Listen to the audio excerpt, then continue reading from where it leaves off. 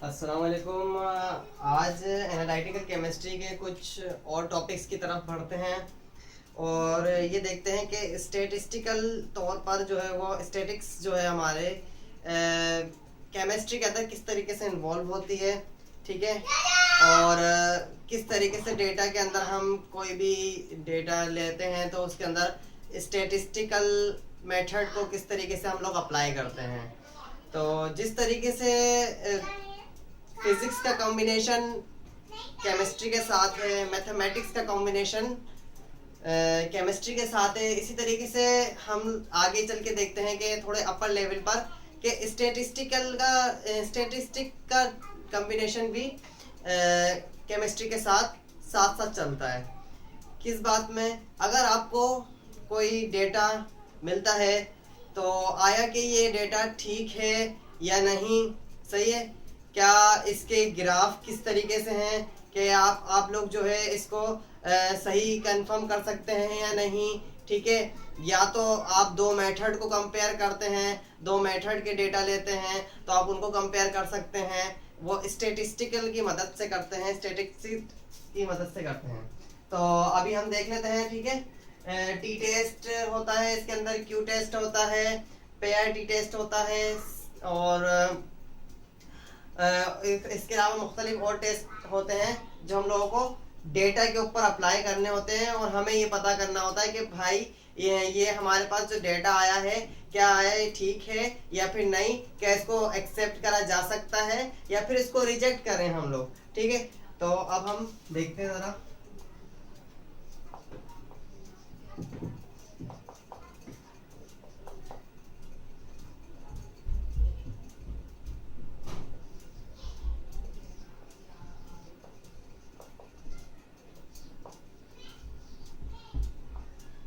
Statistical chemistry, ठीक है।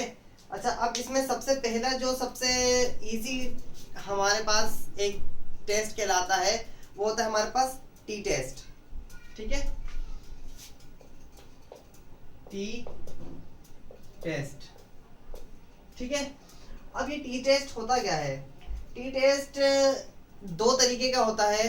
एक होता है pair t test. Pair t test का मतलब क्या होता है? उसमें कंपेयर करना होता है दो मीन को। अब जब दो डेटा मिलेंगे हमें तो दो मीन मिलेंगे, ठीक है। अगर हमारे पास दो मीन एक जैसे हों तो वो इसके नल हाइपोथेसिस होता है। नल हाइपोथेसिस मतलब जो हम पहले से सोच लेते हैं उसको नल हाइपोथेसिस का नाम हम लोग दे देते हैं, ठीक है। अब हम लोग टी टेस्ट के फॉर्मूले की तरफ चलते हैं, फिर देखते हैं कि ये क्यों परफॉर्म करा जाता है।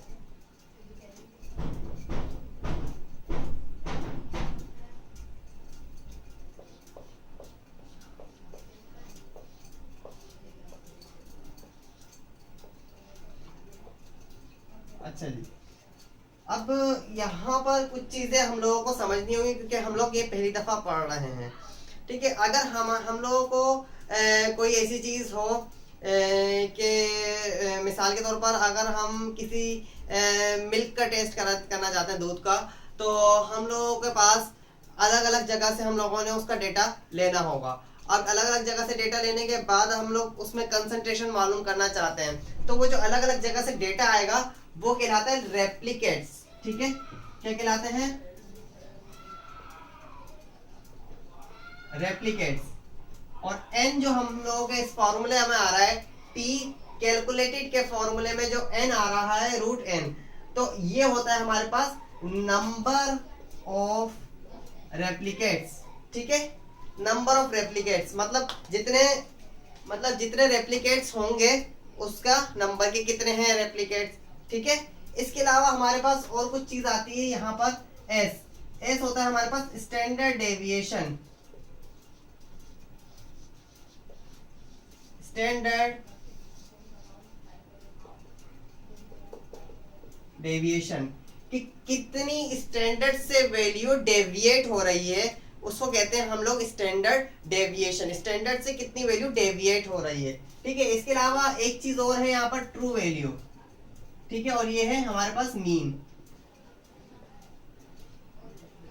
मीन सिंपल तरीके से निकाला जाता है। तमाम वैल्यूज को सम करने के बाद जितनी वैल्यू हो, जितने रेप्लिकेट्स हो, उससे डिवाइड कर देंगे तो हमारे पास वो मीन आ जाता है। ठीक है, इसके अलावा हमारे पास ये क्या है, ट्रू वैल्यू। ट्रू वैल्यू, ठीक है। अच्छा जी, ये चीज तो हमने समझ ली कि टी कैलकुलेटेड क्या होता है। जो हम लोग कैलकुलेट करेंगे, कोई भी डेटा लेंगे हम लोग कहीं मुख्तलिफ जगहों से जाकर, या फिर इसके अलावा हम लोग ऐसा भी कर सकते हैं कि मुख्तलिफ चीज़ों का डेटा लें। ठीक है, उसका डेटा लेने के बाद हम लोग उसको नंबर ऑफ रेप्लिकेट्स का नाम दे देंगे, उसमें कितना स्टैंडर्ड डेविएशन निकल रहा है, कितने वो स्टैंडर्ड से डेविएट हो रही है वैल्यू, उसको हम स्टैंडर्ड डेविएशन का नाम दे देंगे। ठीक है, ये ट्रू वैल्यू है। ट्रू वैल्यू हमारे पास होती है कि हम ट्रू वैल्यू, और हमें एक भी कोई भी ट्रू वैल्यू दी जा सकती है कि भाई ये इसकी ट्रू वैल्यू इतना होना चाहिए। अगर इससे थोड़ा सा इधर उधर होगा तो वो फिर हम लोगों का कैलकुलेटेड क्या हो जाएगा, ज्यादा हो जाएगा। जब कैलकुलेटेड ज्यादा हो जाएगा तो हमारे पास वैल्यू नल हाइपोथेसिस हमारा क्या है कि हमारे पास टी टेबुलेटेड ज्यादा होना चाहिए। टेबुलेटेड मतलब एक टेबल दिया जाता है हमें, जिसको कहते हैं टी टेबुलेटेड।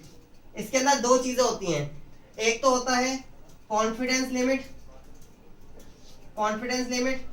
और दूसरा होता है हमारे पास डिग्री ऑफ फ्रीडम। ठीक है, एक होता है कॉन्फिडेंस लिमिट, दूसरा होता है डिग्री ऑफ फ्रीडम। अच्छा जी, अब ये क्या चीज आ गई, अब ये चीज ये है भाई, कॉन्फिडेंस लिमिट जो है हमारे पास वो लाजमी तौर पर होना चाहिए 95। मतलब जो भी हम काम कर रहे हैं वो इतना श्योर होना चाहिए उसमें कि 95% तो ये डेटा बिल्कुल परफेक्ट है जो हमने निकाला है। इसके अलावा हम 99 करना चाहें तो हमारे पास 99 में एरर्स आने की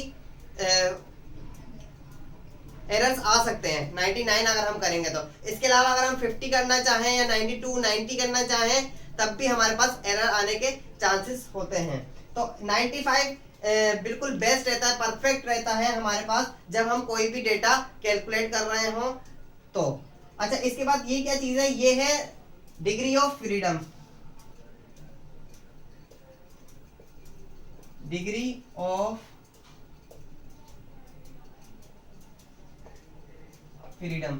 अच्छा, इसके अलावा ये टी टेबलेटेड जो है वो पूरा एक इंटरनेशनल लेवल पर हमारे पास दिया जाता है, हम लोगों को मिलता है। और वो चाहे वो पाकिस्तान में हो, चाहे वो इंडिया में हो, चाहे अमेरिका में हो, कहीं पर भी हो, वो पूरा का पूरा सेम होता है, इंटरनेशनल लेवल पर होता है कि जिसके अंदर हम लोग डिग्री ऑफ फ्रीडम देखकर हम लोग टी के टेबलेटेड वैल्यू हम लोग कैलकुलेट कर सकते हैं। ठीक है, यहाँ तक बहुत आसानी से समझ में आ गया होगा क्योंकि ये सिर्फ ऊपर की चीजें मैंने आप लोगों को बताई हैं।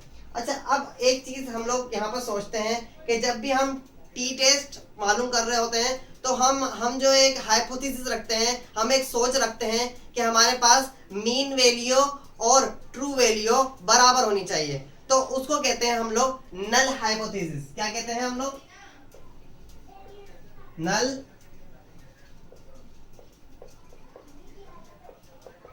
नल हाइपोथेसिस, जिसको हम लोग H नोट से जाहिर करते हैं। ठीक है, और वो हमारा क्या होता है कि हमारे पास मीन वैल्यू और ट्रू वैल्यू बराबर होनी चाहिए।